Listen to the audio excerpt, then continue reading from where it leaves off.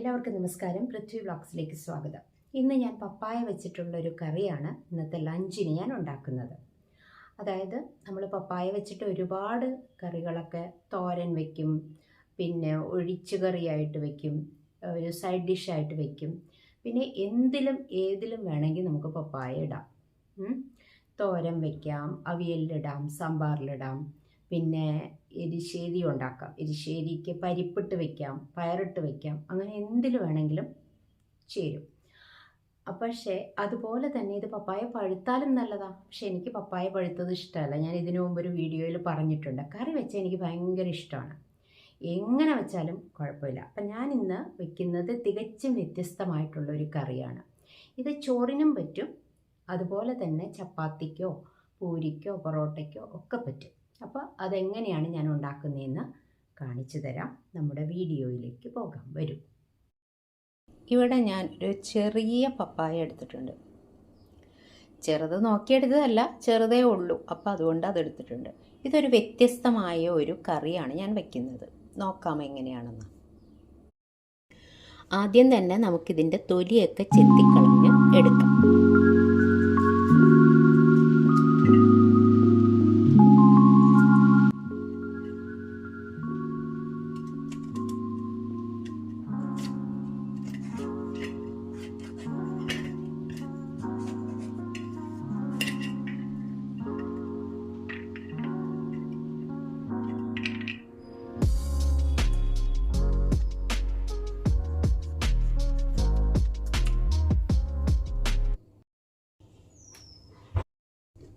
ഇനി ഞാൻ കട്ടിംഗ് ട്രേയിൽ വെച്ചിട്ടാണ് കട്ട് ചെയ്തെടുക്കുന്നത്. ആദ്യമേ തന്നെ ഈ പപ്പായ ഒരുപാട് ചെറിയ കഷ്ണങ്ങളല്ല, കുറച്ച് വലിയ കഷ്ണങ്ങളായിട്ട് നമുക്ക് കട്ട് ചെയ്തെടുക്കാം.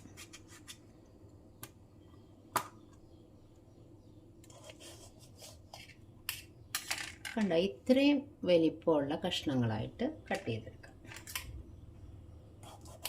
ഒരുപാട് കനം വേണ്ട, കുറച്ച് കട്ടിയുള്ള കഷ്ണം. പിന്നെ ഇത്രയും സാധനങ്ങൾ എടുത്തു വെച്ചിട്ടുണ്ട്. അതായത് 2 തക്കാളി, അതിവിടെ ഉണ്ടായതാണ്, ഒരു സവാള, കുറച്ച് ചെറിയുള്ളി, ഒരു കഷ്ണം ഇഞ്ചി തൊലി കളഞ്ഞ് വെച്ചിട്ടുണ്ട്, ഒരു വലിയ വെളുത്തുള്ളി അത് കട്ട് ചെയ്ത് വെച്ചിട്ടുണ്ട്. അപ്പോൾ ഇത് ഇഞ്ചിയും വെളുത്തുള്ളിയും ഒന്ന് ചതച്ച് എടുക്കണം. ഇനി നമ്മുടെ സവാള, അതും കുറച്ച് വലിയ കഷ്ണങ്ങളായിട്ട് കട്ട് ചെയ്തെടുക്കാം.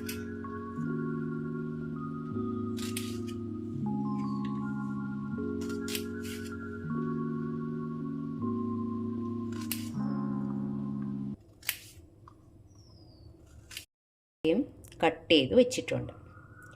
ഇത് നമ്മുടെ പപ്പായ കട്ട് ചെയ്ത് വെച്ചത്, ഇത് സവാള കട്ട് ചെയ്ത് വെച്ചിട്ടുണ്ട്. ഓക്കെ, ആദ്യം തന്നെ നമുക്കൊരു അരപ്പ് തയ്യാറാക്കി എടുക്കണം. അതിന് ഞാനിവിടെ തേങ്ങ കൊത്തിയെടുത്താലും മതി, പക്ഷേ ഞാനിവിടെ എടുത്തിരിക്കുന്നത് ചിരകിയ തേങ്ങയാണ്. ഒരു 1/4 കപ്പ്, 1/4 കപ്പ് എടുത്താൽ മതി. കുറച്ച് ഒന്ന് ചൂടാക്കി എടുക്കാം. വറക്കൊന്നും വേണ്ട, ഒന്ന് ചൂടാക്കി എടുത്താൽ മതി.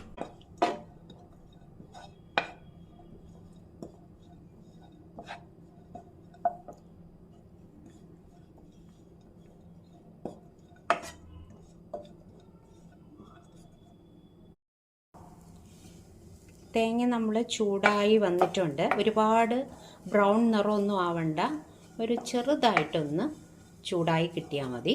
ഇതിലേക്ക് ഈ സമയത്ത് ഞാൻ ഒരല്പം പെരിഞ്ജീരകം, കണ്ടോ, ഒരു 1/4 ടീസ്പൂൺ പോലും ഇല്ല. ഞാനിവിടെ സ്റ്റൗ ഓഫ് ചെയ്ത് വെച്ചേക്കാണ്, അതും കൂടി ഇട്ടിട്ടുണ്ട്. ഇനി ഇത് നമുക്കിതിൻ്റെ അരപ്പ് തയ്യാറാക്കി ചൂടാറി കഴിയുമ്പോൾ മിക്സിയുടെ ചെറിയ ജാറിലിട്ട് നല്ലപോലെ ഒന്ന് അരച്ചെടുക്കണം. ഞാനിവിടെ അതേ പാൻ തന്നെയാണ് എടുത്തിരിക്കുന്നത്. ഇതിലേക്ക് നമുക്ക് ആവശ്യത്തിനുള്ള ഓയിൽ ഒഴിച്ചു കൊടുക്കാം. ഞാനിവിടെ വെളിച്ചെണ്ണ തന്നെയാണ് എടുക്കുന്നത്. നമ്മുടെ അതൊരു നാടൻ കറിയാണല്ലോ, അതുകൊണ്ട് കുറച്ച് വെളിച്ചെണ്ണയാണ് എടുക്കുന്നത്. വെളിച്ചെണ്ണ ഒന്ന് ചൂടായി വന്നോട്ടെ. വെളിച്ചെണ്ണ ഇവിടെ ഏകദേശം ചൂടായി വന്നിട്ടുണ്ട്. അപ്പോൾ നമുക്ക് ഇതിലേക്ക് ആദ്യം തന്നെ ഞാൻ ഈ പപ്പായയുടെ കഷ്ണം ഒന്ന് വെളിച്ചെണ്ണയിൽ വാട്ടിയെടുക്കാൻ പോവുകയാണ്.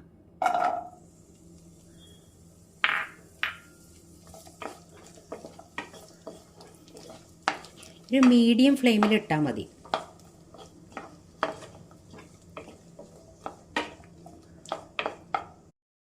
നമ്മുടെ പപ്പായ ഇവിടെ വാടി വന്നിട്ടുണ്ട്. അപ്പോൾ നമുക്കിത് ഒരു പാത്രത്തിലേക്ക് മാറ്റാം.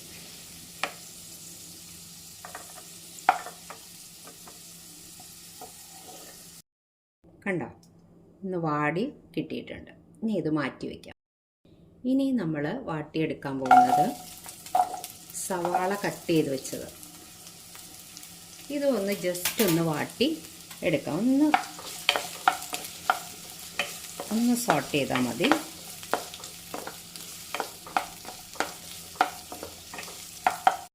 ഒരല്പം ഉപ്പ് ഇട്ട് കൊടുക്കാം. ഒന്ന് വാടി കിട്ടിയാൽ മതി. കണ്ടോ, സവാള ചെറുതായി വാടി വന്നിട്ടുണ്ട്. ഇനി നമുക്ക് ഇത് മാറ്റാം.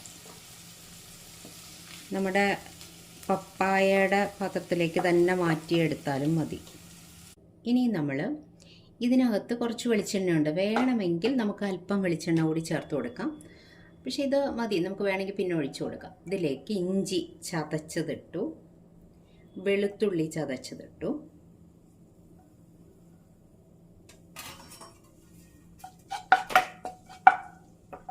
പിന്നെ ഞാനിവിടെ 2 പച്ചമുളക് എടുത്തിട്ടുണ്ടായിരുന്നു. അതും കട്ട് ചെയ്ത് വെച്ചിരിക്കുകയായിരുന്നു. അതിട്ട് കൊടുത്തു. കുറച്ച് കറിവേപ്പില ഇട്ടു.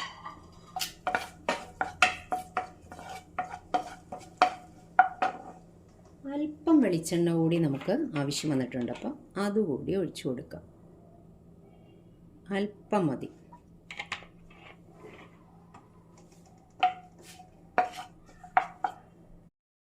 ഒന്ന് ഇളക്കി കൊടുക്കണം. ഇതിൻ്റെ പച്ചമണമൊക്കെ ഒന്ന് പോയി കിട്ടണം. കട്ട് ചെയ്ത് വെച്ചിട്ടുണ്ടായിരുന്നു, അത് ഇതിലേക്ക് ഇട്ട് കൊടുക്കാം.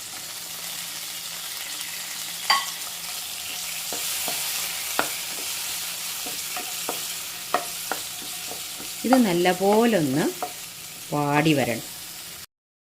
കണ്ടോ, നമ്മുടെ തക്കാളി നല്ലപോലെ വാടി വന്നിട്ടുണ്ട്. ഇനി ഈ സമയം ഫ്ലെയിം ഞാൻ ലോ ഫ്ലെയിമിലാണ് വെച്ചിരിക്കുന്നത്. ഈ സമയം നമുക്ക് ആദ്യം ഇതിലേക്കുള്ള മസാല പൊടികളെല്ലാം ചേർത്ത് കൊടുക്കാം. ആദ്യം ഞാൻ ചേർക്കുന്നത് മുളക് പൊടിയാണ്, കാശ്മീരി മുളക് പൊടിയാണ്. 1 ടേബിൾ സ്പൂണോളം ചേർത്തിട്ടുണ്ട്.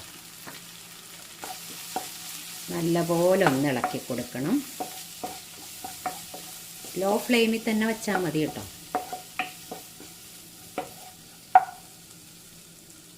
പിന്നെ അല്പം മല്ലിപ്പൊടി, ഒരുപാട് വേണ്ട, കുറച്ച് മല്ലിപ്പൊടി.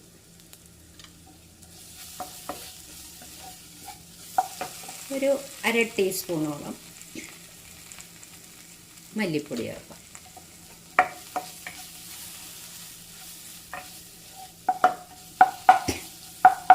പിന്നെ ലാസ്റ്റ്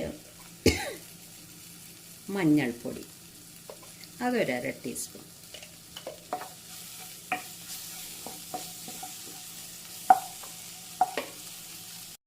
നമ്മളിവിടെ വാട്ടി വെച്ചിരിക്കുന്ന കഷ്ണങ്ങൾ ചേർത്ത് കൊടുക്കാം.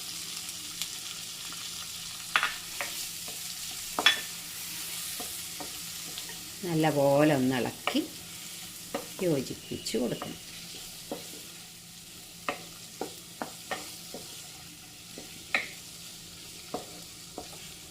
പപ്പായ ഇപ്പം ഒരു ഹാഫ് കുക്ക്ഡേ ആയിട്ടുള്ളൂ. അപ്പം നമ്മൾ ഇത് നല്ലപോലെ ഒന്ന് യോജിപ്പിച്ചിട്ട് ആവശ്യത്തിന് ഉപ്പും ഇട്ട് കൊടുത്തിട്ട് കുറച്ച് വെള്ളം ചേർത്ത് കൊടുക്കണം. ആവശ്യത്തിനുള്ള ഉപ്പ് ചേർത്ത് കൊടുക്കണം. പിന്നെ നോക്കിയിട്ട് വേണമെങ്കിൽ ചേർക്കാം. 1 കപ്പ് വെള്ളം ചേർത്ത് കൊടുത്തിട്ടുണ്ട്. ഇനി ഇതൊന്ന് തിളച്ച് വേവട്ടെ. അടച്ചു കൊടുക്കാം.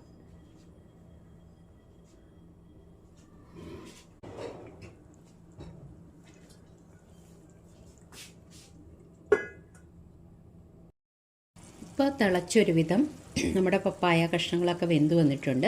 ഇനി നമുക്കിതിലേക്ക് നമ്മൾ അരച്ച് തയ്യാറാക്കി വെച്ചിട്ടുണ്ടല്ലോ, അതുകൂടി ഒഴിച്ചു കൊടുക്കാം. ഇനി ഒന്ന് ഇളക്കി കൊടുക്കണം. ഈ സമയത്ത് നമുക്ക് ഗ്രേവി എത്രത്തോളം വേണമെന്ന് വെച്ചാൽ അതനുസരിച്ച് ചേർത്ത് കൊടുക്കാം.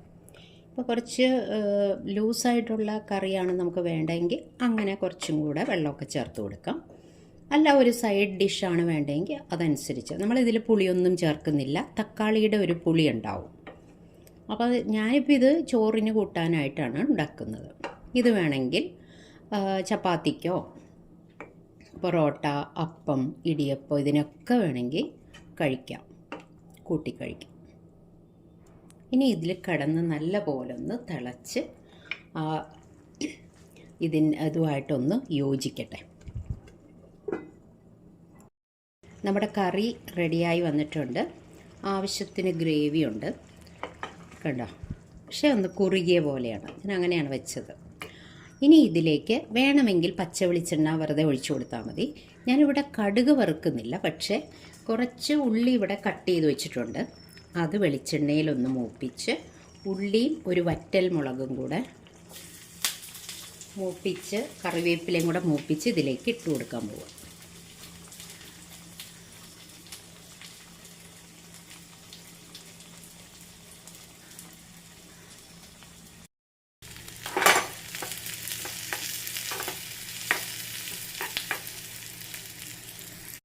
സ്റ്റൗ ഓഫ് ചെയ്ത് വെച്ചു.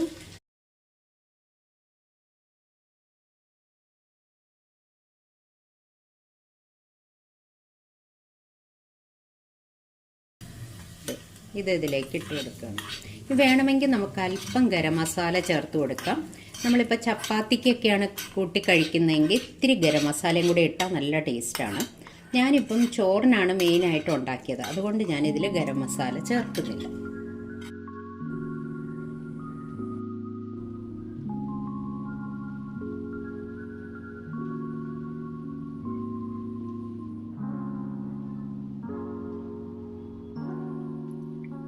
നല്ല അടിപൊളി കറിയാണ്, കണ്ടില്ലേ? പപ്പായ ആണെന്ന് തോന്നൂല, അതേപോലെ ടേസ്റ്റും ഉണ്ട്. എൻ്റെ പപ്പായക്കറി കണ്ടല്ലോ. നിങ്ങൾക്ക് ഇഷ്ടപ്പെട്ടെങ്കിൽ, വീഡിയോ ഇഷ്ടപ്പെട്ടെങ്കിൽ ലൈക്കും ഷെയറും കമൻറ്റും ഒക്കെ ചെയ്യണം. നിങ്ങളുടെ ഫീഡ്ബാക്ക് അറിയാൻ ഞാനിവിടെ വെയിറ്റ് ചെയ്യുവാണ്. അപ്പോൾ അടുത്ത വീഡിയോയിൽ വീണ്ടും കാണാം. Thank you for watching.